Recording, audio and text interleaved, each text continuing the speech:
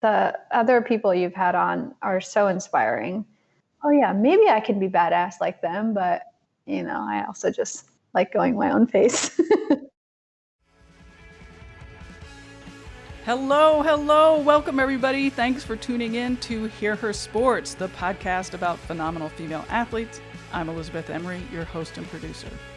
Our guest today is a cyclist, so of course I'm super excited. But before I tell you about her, here's a big thank you to all the listeners who've said hello via email and social. I love hearing from all of you about women's sports, what you're up to, and what you think about the great athletes on the show. There's so much exciting stuff to talk about these days, so send an email to elizabeth@hearhersports.com or message me at hearhersports on Instagram and Twitter. If you have suggestions for guests, I'll do my very best to get those women on the show. Well, now on to this week's episode. Tenzin Namdol, better known as Nam, is a first-generation Tibetan-American cyclo-tour, nature enthusiast, and budding travel writer. Nam is also a long-time environmental activist. It was actually thinking about climate change and fossil fuels that got her commuting everywhere by bike. And then one thing led to another. She now rides her bicycle full-time and advocates for gender and racial diversity within the outdoors industries. Nam is one of the co-founders of WTF Bike Explorers, a nationwide group that brings together women, transgender, femme, and non-binary cyclists for a 3-day summit and organizes long-distance bikepacking tours throughout the country. I'm someone who often suffers going up climbs, so it was really great to hear Nam's perspective on riding up and up and up to 6,000 feet with a group. It was also really interesting to hear her thoughts on how the gender inequities in bike racing trickled down to other parts of the industry.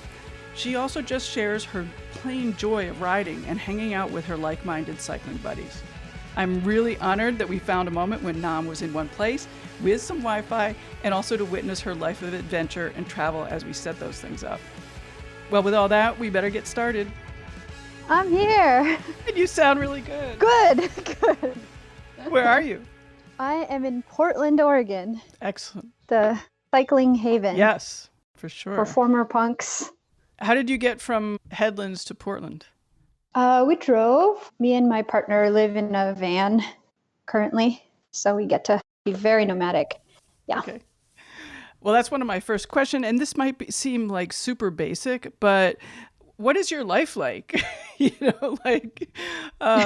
How do you live? Where you live? What do you consider home? How would you describe your lifestyle? Yeah, that's like 7 questions in one, Elizabeth. That was a lot of questions. I know it is. So currently I am living a very nomadic lifestyle because I live in a van and we have a bunch of different bikes in the back and we get to essentially bike pack in luxury because we get to come home to the van with a bed with blankets, instead of a sleeping bag and having to find camp and all this stuff that we used to do full time but don't have to anymore. And when I say we, it's just going to be my partner and I, Ron.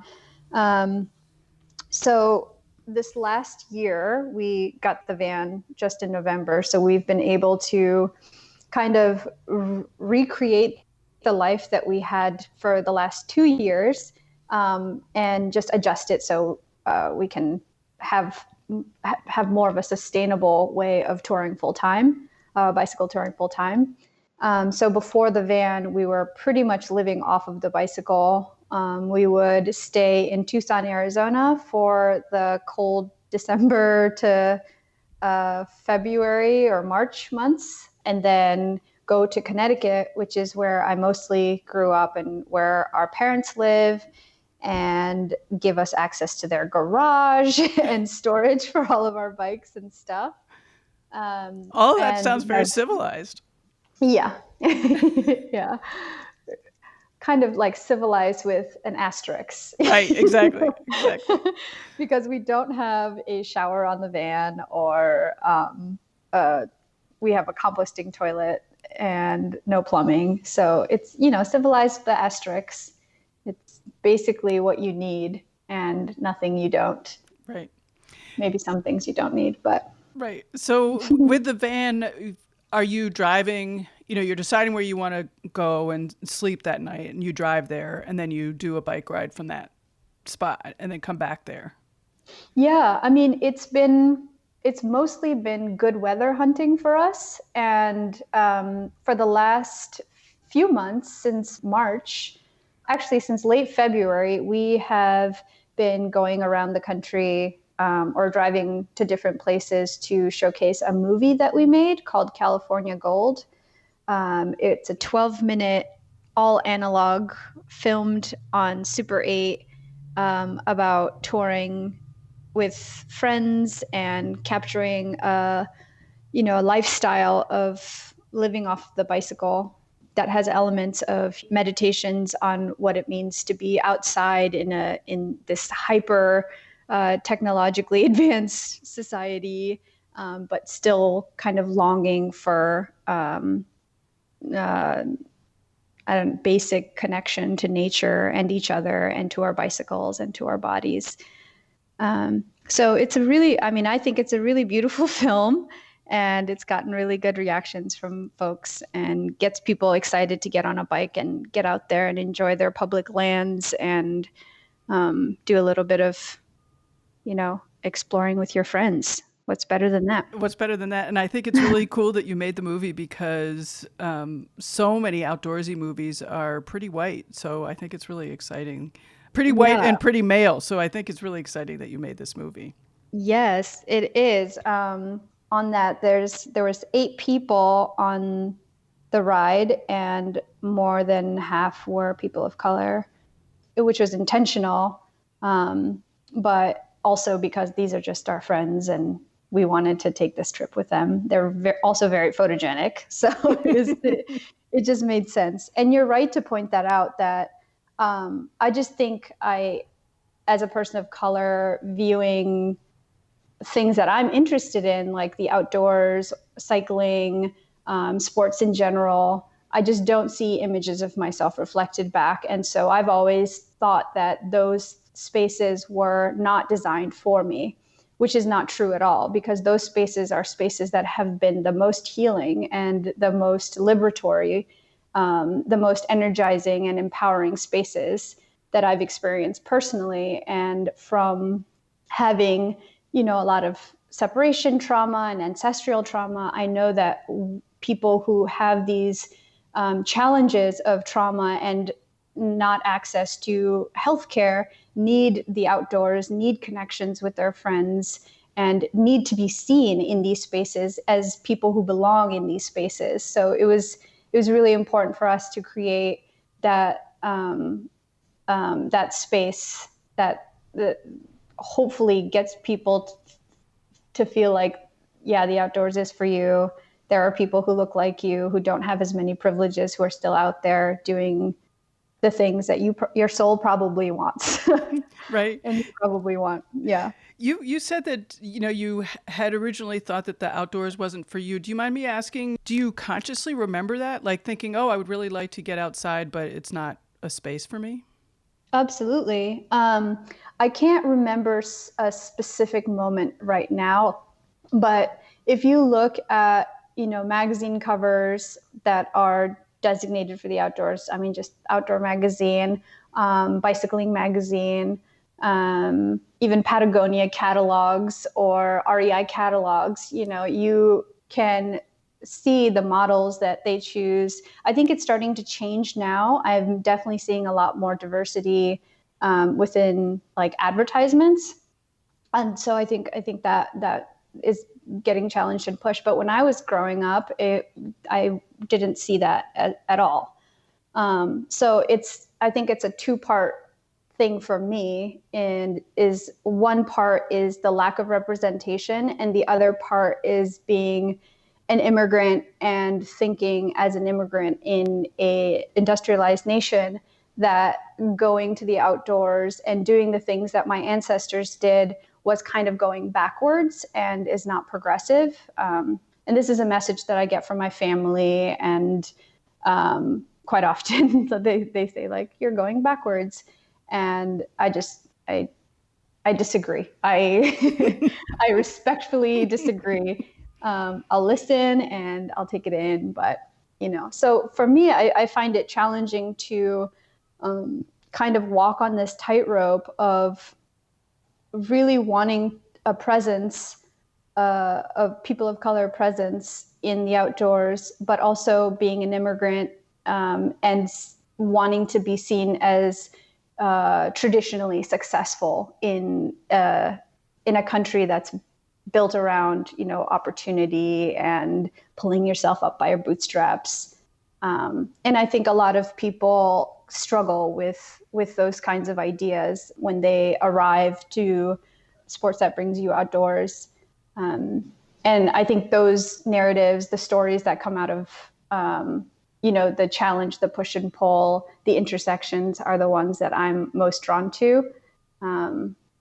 Probably because I'm a narcissist and it reflects what my experience is right back, and I just love it. Aren't we all? But I also think that it makes the industry a little more interesting, a little more layered, complex, and more beautiful. I think beauty is lacking a little bit.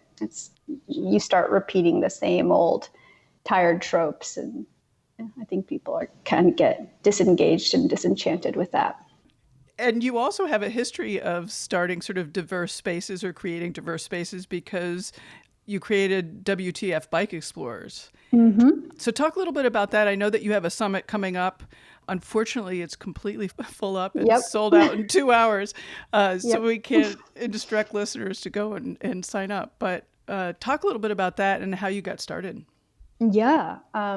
So WTF Bike Explorers is kind of a passion project among me and 5 other cyclists who are WTF identified. And that kind of organically came out of separate conversations that the 6 of us had on separate rides. But we were kind of all traveling in some ways together, but not in the same places. And having these repeated conversations, mostly what I just talked about, the lack of diversity, the lack of just images of women riding bicycles that wasn't sexualized or objectified. That's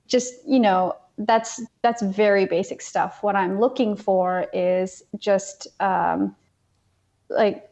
rethinking of gender completely. I don't want gender to be a barrier for people riding bikes ever. And that's a big thought, but WTF Bike Explorers was kind of the practice of that theory in action. And it started, we had our first summit and ride series last year, and we're in our sophomore year right now. But last year we had rides that were only open to WTFs exclusively. So WTF is women, trans, femme, and we also include, non-binary, genderqueer, anyone who is not cis male, essentially. Because we found that when we create spaces for ourselves, that we are able to learn more, connect more with each other, and just be a little bit more vulnerable because we don't have that extra layer of dealing with, patriarchy. Right. Not that, you take men away and all of a sudden there's no patriarchy, but it does kind of lift a little bit of the overt experiences or triggers that people might have. So when we came together for rides and when we came together for the summit, there was just so much joy and nudity and just unabashed celebrations of each other, and knowing that we could support each other, not seeing each other as competition, but as comrades. And we just had to do it for another year. And it was obviously something that wasn't just felt by the 6 of us organizers, but it was felt by lots and lots of people. And I think that's why we sold out in 2 hours this year, because people last year, they learned that we existed, and this year they really wanted to participate. So we're recreating the ride series and the summit again. Do you expect to continue for more years? I'm personally not sure. This is a wonderful thing to have started and initiated, but I'm ready to step back and let others lead. I It's a think lot of work, I bet. it's really rewarding work. So I love the work. It introduces me to fantastic people that I never would have known about if it wasn't for this work I'm doing. Like the 5 people we just gave scholarships to are doing incredible work in their community. And yeah, I would like to kind of organize myself out of organizing, and headed in that direction. So I'm really proud of what we've done. We've connected so many people to each other. We've connected so many resources that are just based on skill sets that WTFers have. So last year I stepped away from the summit thinking, gosh, if I ever have a bike issue, problem, question, I never have to turn to a cis male ever again, because there's an abundance of resources and skills within this community who won't mansplain to me or, be condescending in any way, and who I just naturally, feel comfortable around. The bike industry has such a terrible reputation for being inequitable, especially for females, and it's entirely deserved. I just recently read a report about how bad it is and how much worse it is than other sporty spaces. I don't know. What did you learn in the summit and sort of connecting with non-cis males and sort of ideas maybe that you have for the bike industry? Mm-hmm. So it's difficult to think about bikes and not talk about racing, even though WTF Bike Explorers is not about racing at all. We care about going and adventuring out into the woods, and kind of connecting with each other more so than competing with each other. But a big issue that I see in cycling is the lack of pay for women athletes as opposed to men. I mean, even just in prize money, even just in broadcasting races or pay for women athletes. That's pretty standard across the board. And wait, what was the question? I don't know if you have any thoughts about. I mean, I'm thinking very specifically about a woman walks into a bike shop and just has a terrible experience. Yeah, yeah. I learned so much last year, and a lot of them were through stories and anecdotes of women mechanics who, a man walks into a bike shop and the manager, lead mechanic is a woman, and the man will refuse to take her authority or her expertise because he just thinks that she's not going to be able to fix his bike. And so he rides away on a broken derailleur, and good riddance. But but I heard this story over and over and over again from female mechanics, that they just get this attitude from people all the time, every day. And I've seen it happen too to a female mechanic. So there's those very large, institutional powers that need to be challenged, but also a lot of interpersonal work needs to be done as well. So yeah, I think it's multi-pronged, and we have to, as activists and as people who want to change this, kind of pick where you're most effective. I mean, one thing that I like, at least we're talking about this, you don't feel like you're the only one who ever experiences a bad bike shop. Absolutely. And I think part of ways that patriarchy really can get us down, or for people who don't benefit off patriarchy, get us down, is this feeling of isolation, right, that you're the only person feeling this kind of self-gaslighting process that people go through, because we have been told so many times that we're crazy, that there's something wrong with us, that our experiences are not legitimate, that we're being too sensitive, we're being too hyperbolic, all of these things. And when we connect with each other and are able to share our vulnerabilities and open up to each other, we learn that our experiences are actually very common, and that we're not crazy, and that we have each other's backs. So it's been super rewarding to be able to have those experiences and share myself in whole truth and have others do the same thing. Is wonderful. Like a big thing that came out of the summit last year was, we're here talking about bikes, but we're not really talking about bikes. We're talking about our experiences and the things that shape us and the reasons why we go out adventuring, even though the world tells us that it's a dangerous place for WTFers to go out there alone. Right. The questions that you're asking, both with the WTF Bike Explorers and the summit and all that, but also with the film, about who is showing up and why they can't be heard and, stuff like that, it often requires a total shift in perception. Well, I have, so I'm Tibetan, and I was born in India, and I moved to the States when I was 10. So from when I was a kid, I've been in activist scenes. As a Tibetan, you're pretty much born with like a bullhorn in your hand to go to rallies and marches, because it was just taught that the world is not right. There's immense suffering in the world, and our job as Tibetans and as Tibetan Buddhists is to change, to lessen the suffering as much as possible. So I think, although my political arc has not been smooth, it's mostly been around that central idea: is there's a lot of suffering in the world, and our job on this planet is to make that a little less. And so from working from that, I would say that I didn't really have to go through large changes to grasp that bedrock knowledge. But I've weaved through, environmentalism and fighting fossil fuels and radical cheerleading, and I've kind of gone in a lot of different directions with my activism, and it's landed me here. But it all applies. We're all very similar.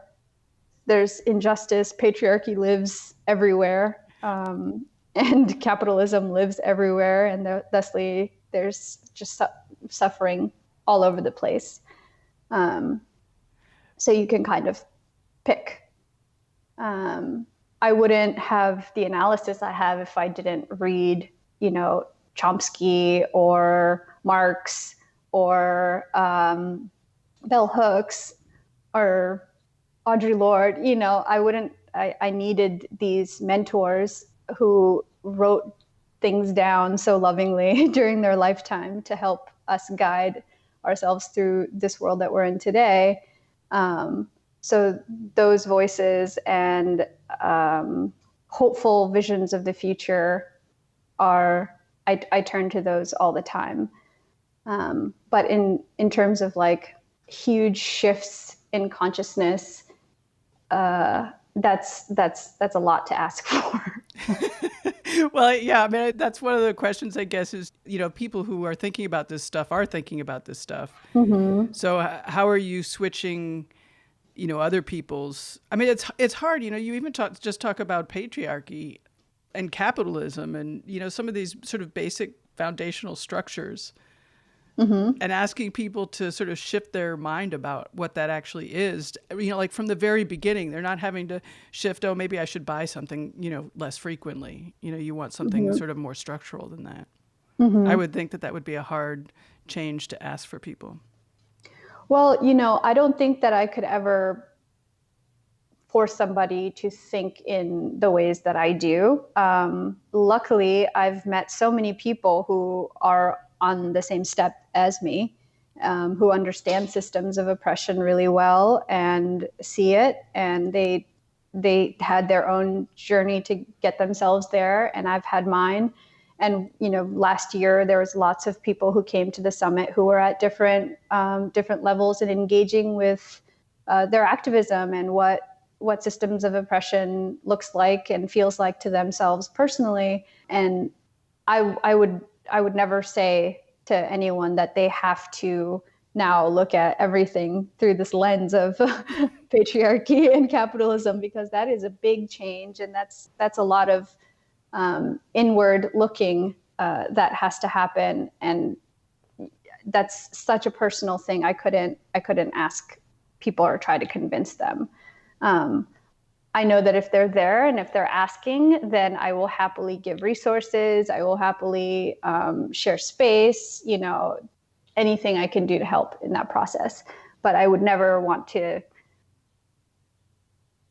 my job is not to convince, like the Proud Boys or the Nazi sympathizers to come on my side. My job is to strengthen the people who are already with me and build deeper connections with the folks who are sharing in that vision with me, and building a culture and community of like love and comradeship over, trying to get people who are obviously not, it's going to be a struggle to get on my side. Right. Because there's so many of people like me. There are so many people who look at the world right now and say, this is not working out. Like, we've got to do better. We've got to do something different. And it's hard to feel hopeful when you're faced with the news every day. But I think about everything that the news might be delivering to you today. There has been an organized body of people fighting exactly that. So that gives me hope, and also is a way for people to kind of plug in and not get down that spiral of sadness, and instead turn that sadness into action and connect with people. I think it's one of the biggest challenges for me personally too, is to have human contact and interactions. It's so easy to feel like you're connected when, we're talking on Skype and we're messaging on Instagram or sending each other videos through text. Like, you think that you're having a real interaction, but there's something to just showing up physically and being present with somebody. Mm-hmm. Do you have a guiding principle? And I think this is a bigger question. I'm probably not going to phrase it that well, but I'm sort of curious, do you have a guiding principle that set you out and then you discovered cycling and the cycling merged with that? Or sort of where does the cycling fit in? I'm asking 7 questions again. Mm-hmm. It's great. And my responses are all over the place. So it's going to be great. I came into cycling because I was a student environmental activist in high school and college and throughout my 20s, and just, reading about climate change and listening to Al Gore when he first told us the inconvenient truth. I think changed my mind in a pretty big way. And I went from, thinking that I was just going to be fighting for the freedom of my people, the Free Tibet movement, to thinking about pivoting to climate change as the largest threat to well, it's the biggest cause of suffering to all sentient beings on this planet. So I was like, well, Tibet is very specific, but this affects all of us, including the plants and animals, critters, all of us. So something's got to be done. And the reason why global warming exists is because of this immense burning of fossil fuels. So it's a little problematic right now for me to say I'm living in a van and driving all over the place burning fossil fuels, when the original reason why I wanted to ride bikes was so I didn't have to drive a car. And I was mostly commuting, and never would have thought that the bicycle was used for anything other than transportation and getting from point A to point B. So that was kind of how I got into bicycling, is already having this appreciation for reverence, actually, for nature, and needing nature for my mental health, and then having learned all the skills about bicycle touring in mostly on the back roads, is it just kind of flowed nicely with each other. And so how do you feel about yourself now as an advocate? I mean, what would you say that your work is? Or do you have work? Or do you feel like that's important? I think you are catching me in transition. I've done lots of different kinds of activism in different spheres.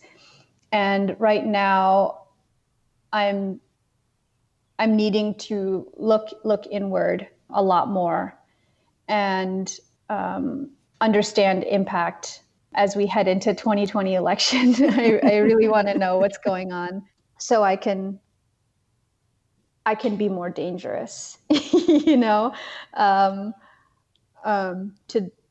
the forces that are against kindness and compassion.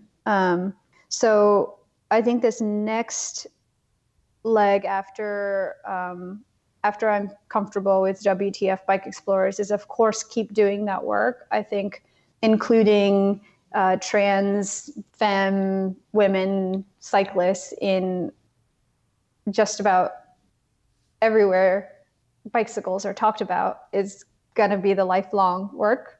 I'm in this for the long haul. I'm committed to liberation for all of us, whatever that looks like. But yeah, right now I'm feeling the need to center myself and to get in better self-practice and self-discipline so I can be extra dangerous to the patriarchy. I'm going to push you on that. What does that mean? It means, I've been wanting to reconnect with Buddhism. I took a trip to India with my mom in February, and it was the first time I had been back to my birthplace since I moved to the States, so 23 years.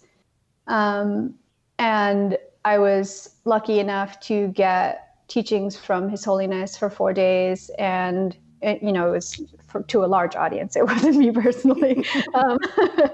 And, just the teachings alone helped me process through a lot of the stuff that comes up when you're working with people, when you're trying to build movement. A lot of ego comes in the way, and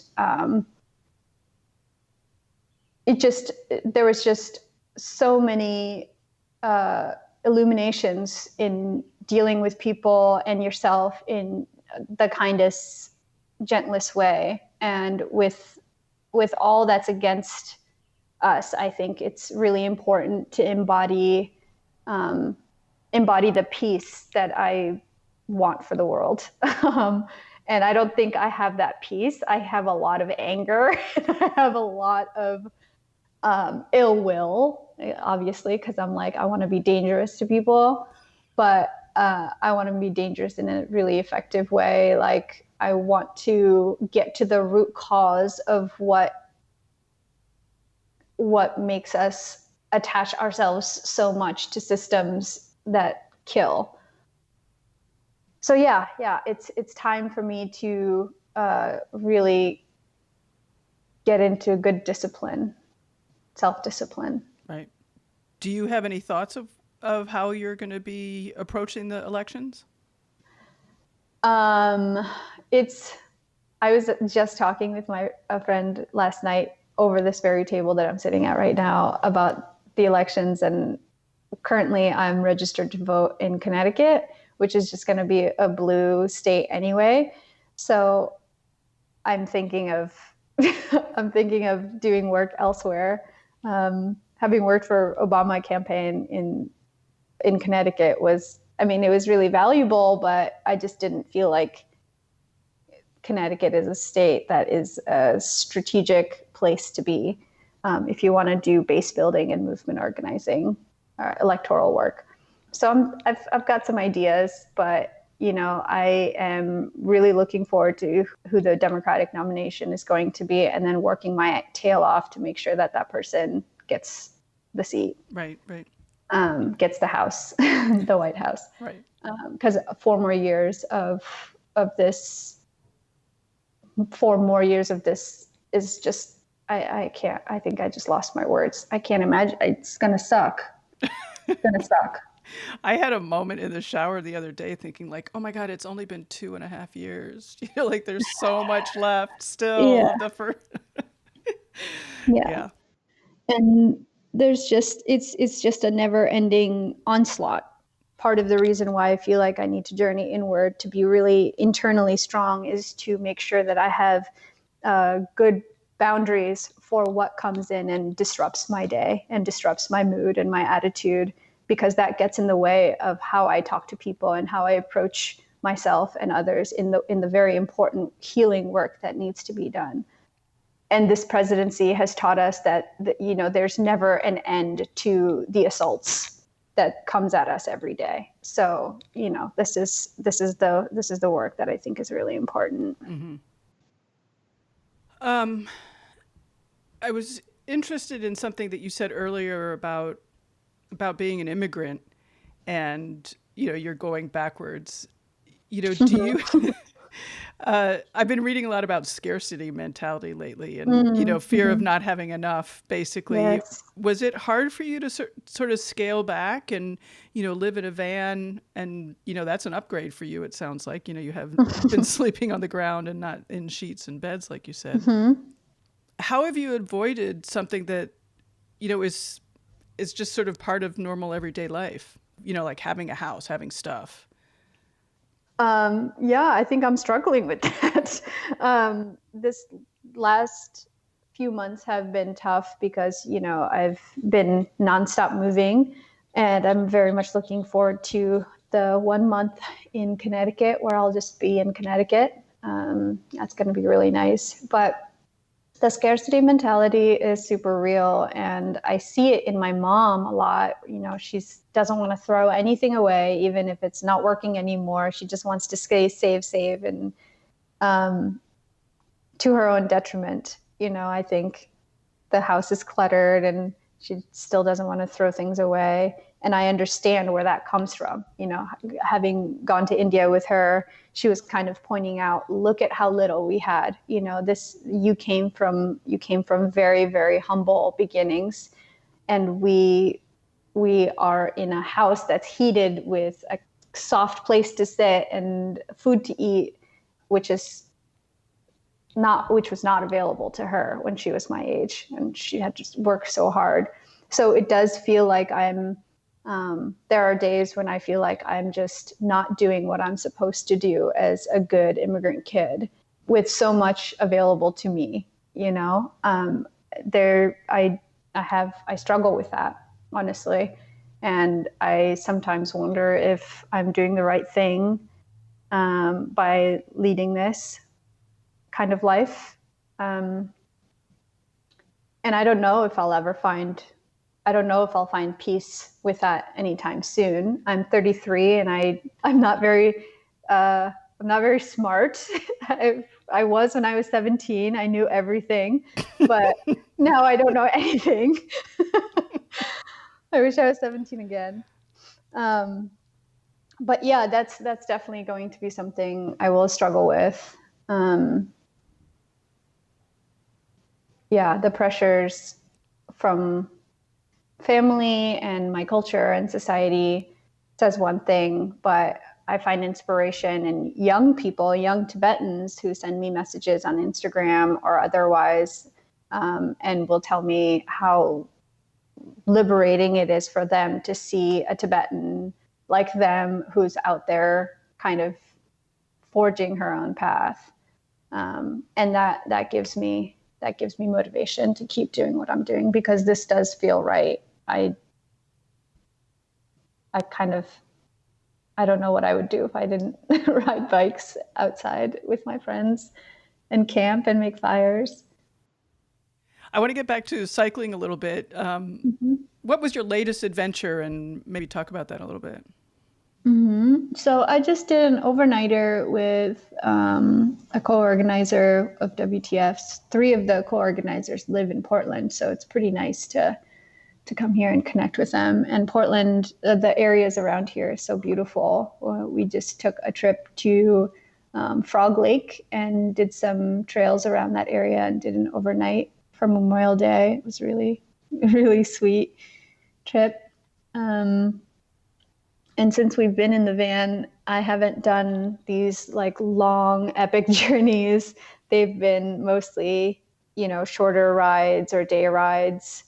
But the last long trip that I did was through Big Sur with, 13 other people. And it was so, so beautiful. California is so green right now. And when we were riding through, all the flowers were popping up. So it was just extra, extra majestic and glorious. And then we went from the mountains, the Los Padres Mountains, down to the sea and saw whales and sea lions and all these other little woodland creatures. And what are the days like when you're doing those longer trips? Like how many miles are you riding, for example? Mm-hmm. It depends on the terrain. Sure. There have been days where, it's 6,000 feet of climbing and over, 25 miles or something. So we just end up doing 25 miles that day. Right. And how many hours is that? Maybe I should ask by hours. Yeah. Yeah. So I'll give you like a rundown of a typical day. Cool. So we'll wake up at camp and have breakfast, have a morning fire, maybe if you're allowed to have fires. And then we'll get rolling around 9 if we're good. But more than likely it's like 10 that we get rolling. And I like that style. Yeah, it's very, very easy. And then we just ride until the sun goes down or close to the sun going down. And when that happens, we'll usually, find a place to wild camp. We'll stop around sunset, build a fire, cook dinner over the fire, smoke weed, talk to each other about stuff. And then the same thing happens the next day. Right. It's a very simple and beautiful way to live because you're tired at the end of the day. You are looking forward to what you're going to be making for dinner all day, just thinking about it as you're climbing or descending or going through creeks and over bridges. Yeah. And how are you route finding? I'm lucky enough to have some really amazing route makers in my friend groups. My partner, Ron, is really good at it. He's been touring for a long time, so he's kind of figured out maps and the different applications you can use to route find. I have another really good friend, Sarah Swallow, who is an expert route maker and knows how to connect some of the best roads in just about any country or state. There's also, Ride with GPS has all of these routes that people have, and you can just search by location. Strava also has those heat maps where you can look at where people have gone and kind of piece together routes that way. I also use Gaia Maps. But yeah, it's at this point, I know that when I do a longer tour, I know I would like the least amount of paved roads because that means the least amount of car interactions with cars. And for me, that feels really safe and also really rewarding to be away from the paved big roads. So I kind of just look at where there's like fire roads or old logging trails or rail trails, anything. Sometimes I end up on hiking trails and you have to hike your bike up, but that's rare. Right. But yeah, there's so many routes already designed, made out there with so much information. Like on bikepacking.com, you can just find endless routes wherever, all across the world. So there's just really great resources if you are new to adventuring by bicycle and you want to. Everyone I know is really nerdy about this stuff and can talk your ear off about gear and routes and tell you all these stories. And when you're riding with a bunch of other people, are you guys all riding at the same time together in a tight group, or do you all know where you're going and just sort of do your own thing? Yeah, we mostly do I mean, for me, I'm usually the slowest person in the group. And so I usually have my own route. I have the route on my devices. We just kind of go at our own pace. And everybody's comfortable with that? I always have a hard time with that. Yeah, it's hard to know with everybody, but it seems like we have we have a general understanding that we're all going to ride how we ride to be most enjoyable to us. So we just do that. And yeah, depending on the group, we'll wait up for each other at turns, or we won't, or we'll meet up at camp, or we won't, you know. But it kind of works out that way. I usually have a buddy who I travel with, from traveling with a big group to just communication, because you do become such good friends on tour. You really look out for each other, and I haven't toured with anyone who didn't want to take care of one another. Like we kind of get into this pack mentality, and it's really nice. So even when you see people that you've toured with, in civilian life, I just get a little extra excited to see them. Cool. Nice. Nice. Do you have a favorite adventure that you've done? That's a great question. Yeah, I think I was part of the Baja Divide send-off. That's definitely my favorite. I met so many incredible people there. But it was, right. So the Baja Divide send-off was this route that goes from essentially San Diego all the way down the Baja California Peninsula in Mexico. And it's like 1,500 miles of just the most beautiful stuff. And it's diverse, and you go through so many different climates and ecosystems. And this send-off 2 years ago had 100 people, and 50% of them, I would say more than 50% of them, were not cis men, and just so many opportunities for friendship. And they definitely emerged, and we had a really good time. Definitely felt like we were a wild pack of dogs, just like running through Baja California. That was really wonderful, and that's where I met or strengthened relationships with two of the co-organizers for WTF Summit. And that's actually where we started talking about bike culture and what was missing and what we would have liked to see change. So I think that was my favorite, because they was beginnings of so many things for me. You've hinted a lot during our conversation about what you like so much about these trips and adventuring in general. Can you be really specific about, what has drawn you so much to doing these bike rides? And because they're not easy. Mm-hmm. Yeah, I think that part of where I am right now, this wanting to look into the journey inward, comes from my experiences on bikes and being adventuring on bikes, because you go through so many emotions. I think that current traditional way of living in the United States, if you are, college educated and able, you have to compartmentalize so many things. Like you're at a job, and maybe things happen at your job that you can't really engage with fully because you still have to do your job. And then you come home and you can't engage too much or fully with your family because, you still have to put food on the table. And there's so many aspects of modern life that are just stressors that you have to compartmentalize, shut down, and pack away.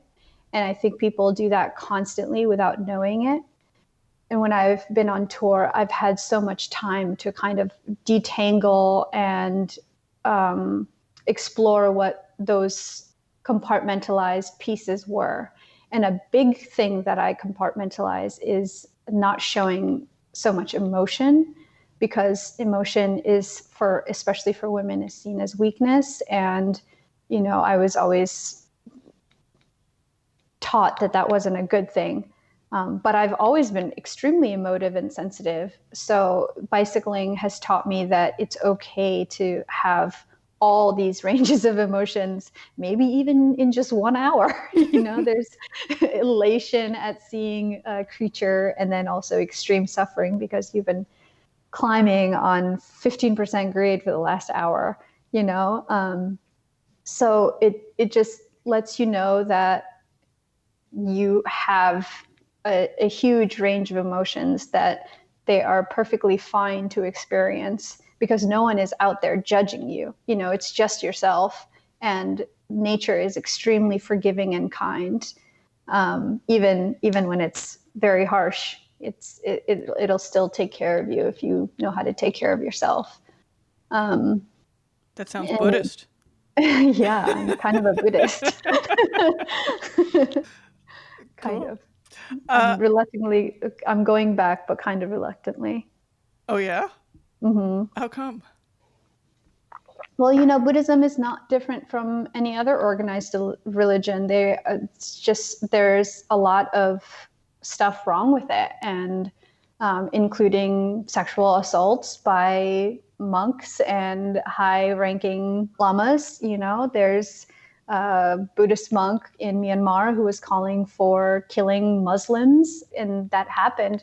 There was a huge assault and killings of Rohingya Muslims in Myanmar because of Buddhists. And I had so many issues with it, but I think what's missing is, right now on a larger scale, is an organized religious left, because that has been a very powerful force in the past, and that has been kind of dissipating, I think, because religion has caused so much trauma for people.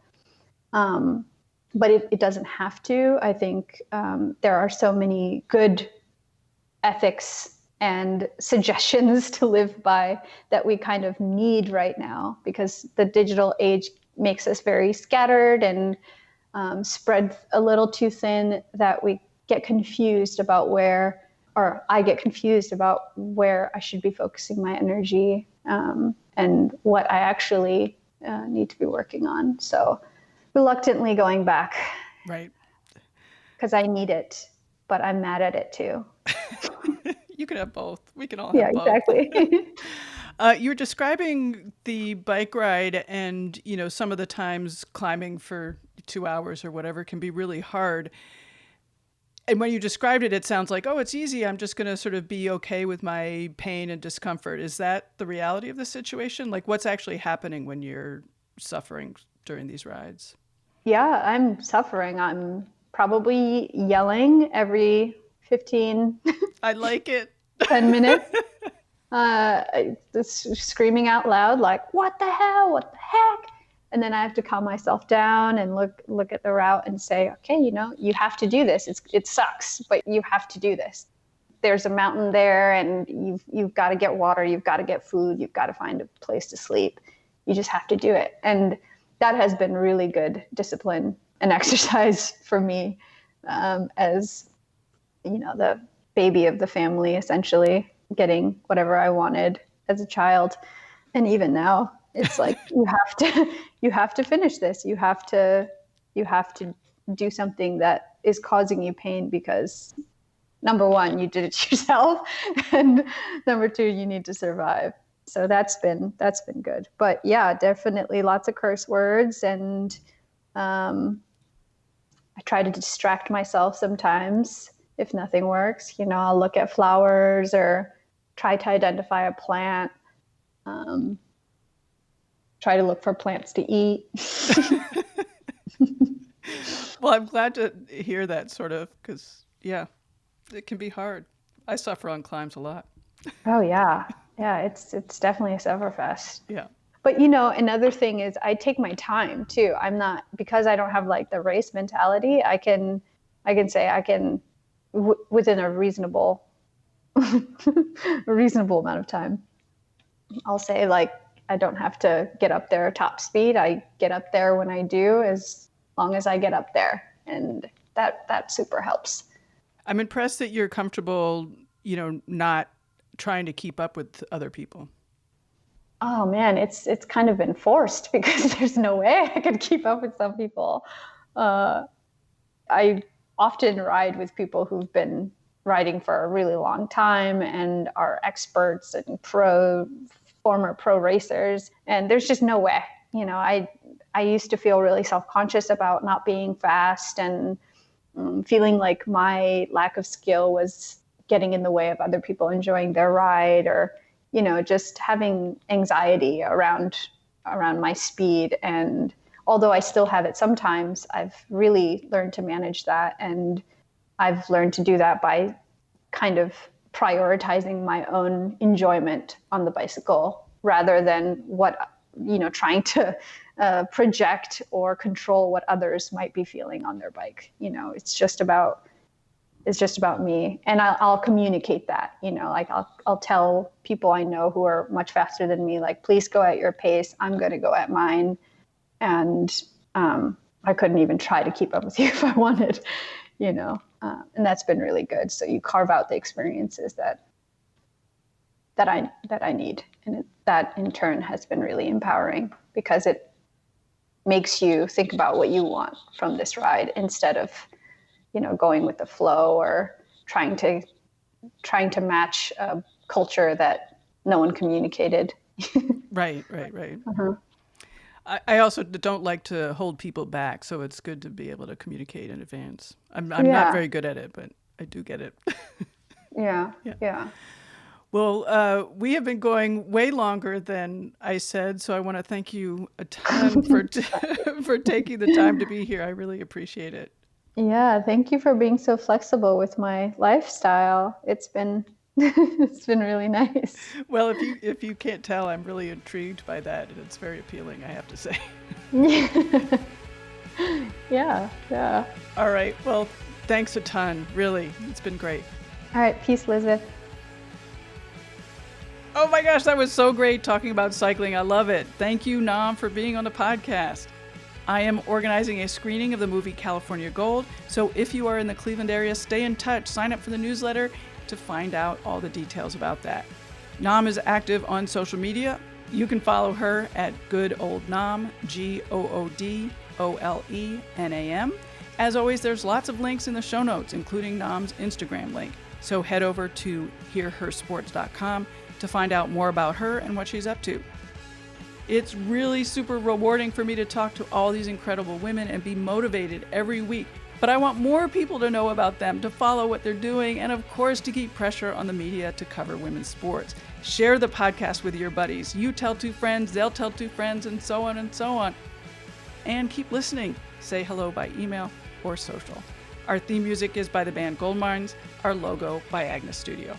I'll be back in 2 weeks. Bye-bye. I think people are getting tired of business as usual and they want to start their own business. It's kind of exciting.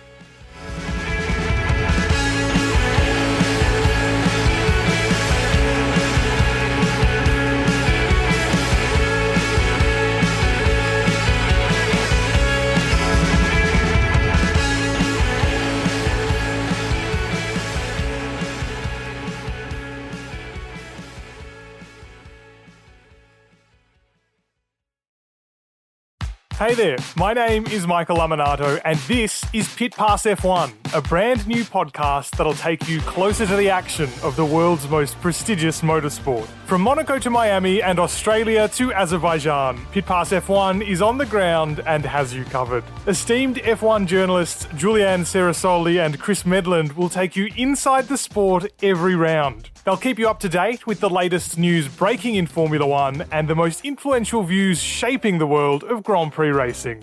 Every Friday, we'll be bringing you a track guide and race preview, and Chris and Ju will be in your feed every morning from Saturday through to Monday to keep you up to date on all the day's action on and off the track. So if you want to be in the know on the latest in Formula One, subscribe wherever you get your favourite podcasts and visit us at evergreenpodcasts.com. Pit Pass F1, a brand new show for Evergreen Podcasts.